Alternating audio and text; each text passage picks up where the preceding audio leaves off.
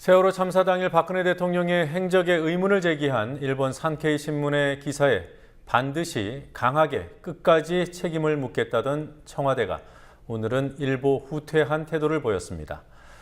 그리고 국가인권위원회에 접수된 군대 내 인권침해 진정사건들의 약 4분의 3, 75%가 요건에 맞지 않는다는 이유로 인권위에 의해 각하된 것으로 밝혀졌습니다. 오늘 주요 뉴스들 정리해 보겠습니다. 황준호 뉴스 취재팀장 나와 있습니다. 어서 오십시오. 예. 자, 먼저 청와대 입장이 일부 후퇴했어요. 대통령의 사생활 의혹을 제기한 산케이 신문. 법적 대응을 안 할 수도 있다 이런 입장인가요? 예, 지난 7일에 청와대는 그 논란이 되는 산케이 신문의 기사에 대해서 민형사상의 책임을 반드시 끝까지 묻겠다고 아주 강경한 입장을 내는 적이 있습니다. 그렇지만 이 발표 이후에 4일이나 지났지만 오늘까지 청와대가 아무런 법적 조치를 취하지 않고 있습니다. 그러면서 동시에 청와대 민경욱 대변인이 오늘 제3자의 고발 사건이 있기 때문에 그 과정을 예의주시하고 있다라는 말을 했는데요. 청와대가 직접 고소하지는 않고 그 자유청년연합이라는 단체의 고발건으로 가름하겠다. 그걸로 대체하겠다는 뜻으로 풀이됩니다. 정부가 직접 일본 언론하고 소송을 할 경우에 오히려 논란이 더 커질 수 있다는 점을 고려한 것으로 해석됩니다. 그리고 한편으로는 청와대가 그 산케이 신문의 기사에 문제를 삼으려면 산케이 기사에 바탕이 됐던 조선일보 기사 역시 문제를 삼아야지 그게 공평하기 때문에 그 점에 부담을 느꼈다는 분석도 나오고 있습니다. 아니, 이 자유청년연합이라는 단체가 어떤 단체기에 이 단체가 고발했으니까 청와대는 잠자코 있는 겁니까? 그렇습니다. 말입니다. 극우 단체인데요. 여기 네. 고발하는 걸 보겠다 이런 입장을 밝혔습니다. 네. 그리고 국가인권위원회가 지금까지 군대 내 여러 가지 인권 침해 사례에 대해서 문제 제기가 있었습니다만은 대부분 각하했다 이런 내용이 나왔어요. 그렇습니다. 국가인권위원회는 군대에서 인권 침해 같은 피해가 발생했을 때 조사할 수 있는 유일한 외부 기관입니다. 예. 오늘 군 관련 인권단체가 2009년부터 작년까지 인권위에 접수된 진정 사건들을 분석한 자료를 내놨습니다. 그걸 보니까 지난 5년 동안 군 인권 침해 진정 사건은 1177건인데요. 총 전체가 1177건인데 그중에서 구제 조치를 한 사건은 겨우 75건으로 전체의 6.4%에 불과했습니다. 반면에 조사 요건을 갖추지 못했다는 이유로 조사를 종결해버린 각하 처리는 875건, 74.3% 상당수를 각하해버렸습니다. 그리고 인권 침해를 볼 수 없다고 기각 처리한 사건은 213건으로 13.8%를 차지했습니다. 윤일병 사건 같은 경우도 이게 군에서 조사하고 있다라는 이유로 인권위원회에서 조사를 종료해버렸다는 사실이 밝혀져서 논란이 됐었는데요.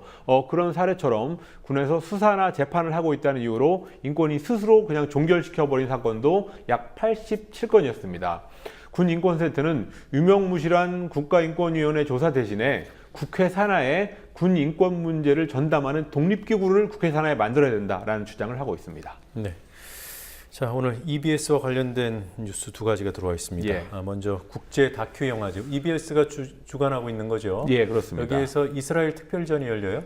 예, 이스라엘의 가자 침공으로 지금 민간인 학살이 이어지고 있는 상황에서 이스라엘 국제 다큐 영화제가 이스라엘 특별전이라는 것을 해서 논란이 되고 있는데요. 오늘 영화인들이 영화제 참가를 거부하겠다고 선언했습니다. EBS 다큐 영화제 주최 측은 이스라엘 대사관의 후원을 받아서 이스라엘 다큐멘터리 컬렉션이라든지 또 이스라엘 다큐 컨퍼런스 이런 것을 이렇게 이스라엘 특별전을 준비해 놓은 상황입니다. 네. 그렇지만 한국의 다큐멘터리 감독들이 이번 특별전은 이스라엘이 민간인을 학살한다는 범죄를 숨긴 채 이스라엘이 마치 문화와 예술의 선진국으로 홍보하는 그런 데 동조하는 거라면서 비판해 왔습니다. 오늘 보이콧을 끝내 선언한 영화인들은 김조광수 감독을 비롯해서 두 개의 문을 만들었던 김일란 감독 등등 해서 총 129명이 보이콧을 선언했습니다. 그리고 영화계에서는 2차 보이콧 서명운동에 들어가 있는 상태입니다. 그래서 EBS 다큐 영화제 측은 13일에 자신들의 입장을 밝히겠다고 말해놓은 상황입니다. 네. 그리고 교육부가요, EBS의 역사 교재를 사전 검열했다는 그런 의혹이 있던데요. 어떻게 된 겁니까? 예, EBS가 발행하는 필수 한국사라는 교재액입니다. 네. 현직 역사 교사들이 집필을 하고 있고 수능의 70%가 이 필수 한국사의 내용이 반영되도록 되어 있는 그런 역사 교과서입니다. 최근에 교육부가 이 필수 한국사 집필진에게 박정희 유신 부분에 대한 기술을 줄이고 또 특정 출판사의 내용을 더 반영하라 이런 압력을 넣었다는 주장이 제기됐습니다. 지난 7일이었습니다. 교육부가 EBS 수능교재 기획부에다가 보낸 이메일을 보면 박정희와 유신 관련 문항이 너무 많으니까 그 문제를 좀 줄이고 또 북한 관련 문제들은 빼라 이런 주문을 했고요. 또 특정 2개의 교과서 내용도 반영하라는 지시가 들어있었습니다. 그 교육부가 지시했던 2종류의 교과서는 친일 편향 내용으로 논란이 되어 있던 교과서인데요. 이름이 적시되어 있지는 않고 교학사 교과서와 또 다른 교과서로 알려지고 있습니다. 네. 이 교재에 집필지는 현직 교사들이 이 이메일 내용을 공개하니까 전국 역사교사 모임은 교재 수정 지시라는 것은 법적 근거가 없는 검열이자 교육부가 박근혜 정부에 알아서 충성하고 있다는 증거라고 비판했습니다. 네. 자, 일반 고교를 살리기 위해서는 무엇을 먼저 해야 하는 것인가? 예. 뭐 이런 데 대한 의견을 쓰는 운동이 전개되고 있어요. 시민단체 특권학교 폐지 일반학교 살리기 서울 공동대책위원회라는 단체인데요. 지난달 서울 시민들을 대상으로 해서 조효영 교육감한테 일반교를 살리려면 한마디를 해봐라. 교육감에게 한마디를 해라. 이런 온라인 게시판 의견 쓰기 운동을 벌였습니다. 그래서 오늘까지 총 1,588건의 의견이 모아졌는데요. 그중에서 78%에 해당하는 시민들이 일반고를 살리기 위해서는 자율형 사립고, 자사고를 폐지하고 고교 평준화를 회복하는 것이 가장 시급한 일이다. 이런 의견을 냈습니다.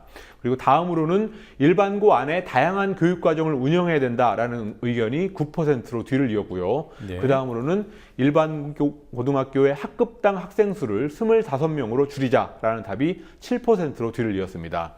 공대위는 이 결과를 오늘 조희연 서울시 교육감에게 전달했습니다. 네, 이 조사 결과가 자사고 폐지 또는 축소를 추진하는 그런 동력이 될지 주목이 됩니다. 네. 여기까지 듣겠습니다. 수고했습니다. 감사합니다.